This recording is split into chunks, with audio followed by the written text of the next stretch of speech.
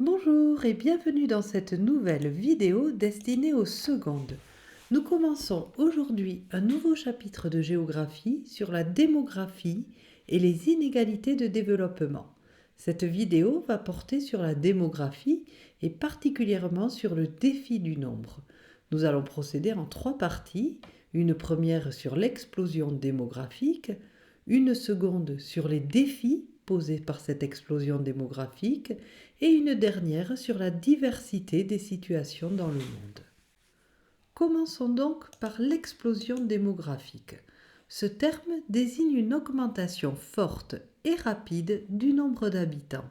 Sur le graphique représentant l'évolution de la population mondiale entre l'an 1000 et l'an 2000, vous pouvez constater un changement frappant dans la forme de la courbe, qui devient presque verticale. C'est à ce moment-là que se produit l'explosion démographique. Depuis le début du XXe siècle, la population mondiale a connu une croissance exponentielle.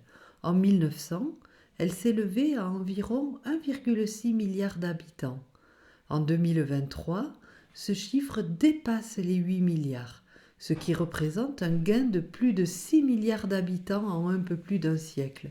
Nous sommes donc 5 fois plus nombreux qu'en 1900, ce qui est tout simplement colossal.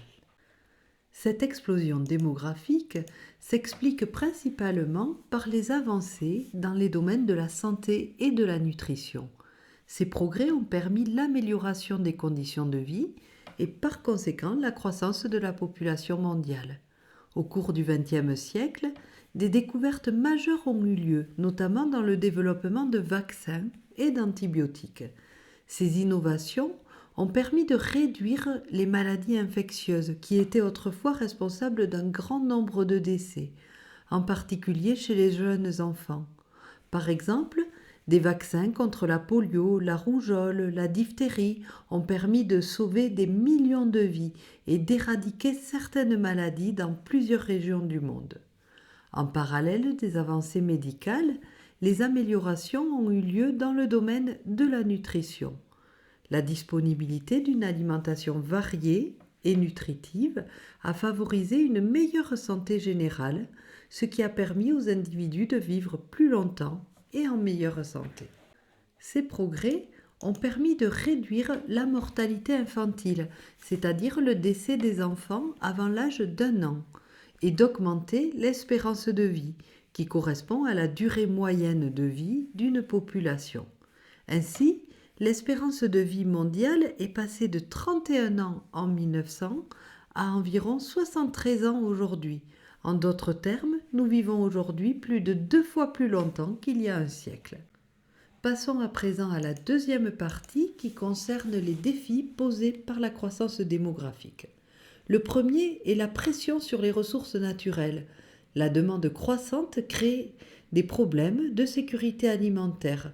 Avec l'augmentation de la population mondiale, la demande de nourriture a considérablement augmenté. Dans de nombreux pays en développement, un nombre croissant de personnes n'ont pas accès à une alimentation suffisante et nutritive. Cette situation est exacerbée par le changement climatique qui affecte les récoltes par la multiplication des sécheresses ou des inondations, rendant encore plus difficile la tâche de nourrir une population en pleine expansion. L'augmentation de la population entraîne également une demande accrue en eau potable, une ressource déjà limitée, comme on l'a vu dans le premier chapitre de Géo. Environ 2 milliards de personnes vivent dans des zones soumises à un stress hydrique, ce qui signifie qu'elles n'ont pas un accès suffisant à l'eau potable pour satisfaire leurs besoins quotidiens. La surexploitation des ressources en eau, la pollution des sources d'eau et le manque d'infrastructures adéquates aggravent cette crise. Enfin, l'augmentation de la population s'accompagne également d'une production accrue de déchets, qu'il s'agisse de déchets ménagers, industriels ou agricoles. Après l'exploitation des ressources, un deuxième défi est la surcharge des services. Par exemple, l'Inde devrait atteindre une population de 1,5 milliard d'habitants d'ici 2030. C'est actuellement le pays le plus peuplé du monde, devant la Chine. Cette forte population exerce une pression énorme sur les infrastructures, les services de santé et le système éducatif. L'un des secteurs les plus impactés est celui des transports, comme l'illustre la photographie de ce train surchargé, ce qui entraîne des problèmes de sécurité et d'efficacité. Au niveau de la santé, les hôpitaux et les cliniques sont souvent déjà saturés et ne sont pas en mesure de fournir des soins adéquats à tous. Il en est de même pour l'éducation, où dès l'école primaire, on a des classes très très nombreuses. Un autre défi posé par la croissance démographique est l'impact sur le climat. À mesure que la population mondiale augmente, la demande en énergie pour répondre aux besoins quotidiens augmente également.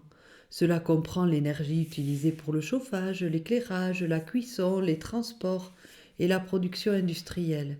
Cette situation pousse souvent les gouvernements à recourir à des sources d'énergie fossiles, telles que le charbon, le pétrole et le gaz naturel, qui sont non seulement limitées, mais également parmi les plus polluantes.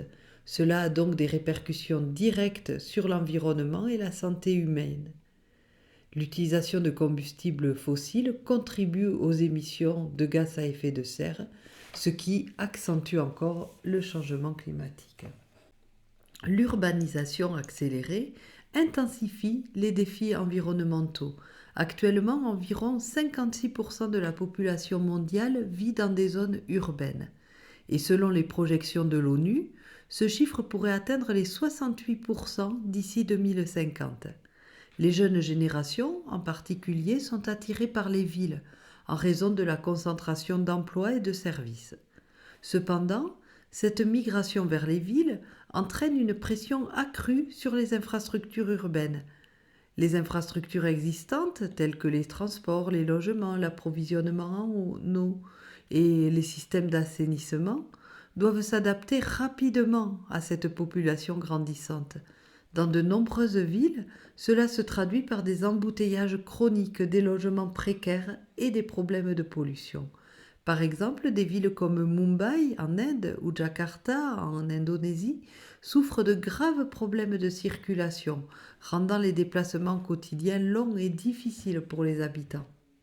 Nous allons à présent passer à la dernière partie de cette leçon sur les situations contrastées dans le monde, en expliquant la notion de transition démographique. La transition démographique est un modèle qui illustre les évolutions démographiques d'un pays au fil du temps, passant d'une société avec des taux de natalité et de mortalité élevés à une société où ces taux sont bas. Sur le graphique, vous voyez clairement les étapes de cette évolution. En pré-transition, les taux sont très hauts et l'accroissement naturel très faible. L'accroissement naturel, c'est la différence entre la natalité et la mortalité. On le calcule en faisant le nombre de naissances moins le nombre de décès. Dans la phase 1, la mortalité baisse, alors que la natalité reste forte. L'accroissement naturel est donc fort. Dans la phase 2, la natalité baisse à son tour, mais le décalage entre les courbes fait que là encore l'accroissement naturel est fort. Et dans la post-transition, les deux taux sont très bas et l'accroissement naturel est à nouveau très faible. Même dans certains pays, le taux de natalité est inférieur au taux de mortalité. Les situations diffèrent considérablement à l'échelle mondiale. Les pays en développement doivent gérer la croissance démographique tout en améliorant le niveau de vie de leur population. À l'opposé, la démographie pose aussi des problèmes aux pays riches. Eux se heurtent à un manque de dynamisme démographique et à un vieillissement de leur population. On va donner un exemple pour chaque type de pays. La France a déjà traversé sa transition démographique au XIXe et au XXe siècle. Elle affiche actuellement un indice de fécondité très bas, d'environ 1,8 enfants par femme. Cela est en deçà du seuil de renouvellement des générations. Donc l'indice de fécondité, c'est le nombre moyen d'enfants par femme. Et le seuil de renouvellement des générations, c'est le niveau de fécondité en dessous duquel le maintien du nombre d'habitants n'est pas garanti si on ne tient pas compte des migrations. À l'opposé, le Niger est un des pays qui a un indice de fécondité très élevé, d'environ 6,9 enfants par femme. Comme la mortalité a commencé à baisser, on est dans la phase 1 de la transition démographique, cela entraîne une forte croissance démographique et des défis dans les domaines de l'éducation, de la santé, de l'emploi, des infrastructures, etc. Bon, voilà, nous allons nous arrêter là pour cette présentation. J'espère avoir été claire. Je vous souhaite de bonnes révisions et je vous dis à bientôt.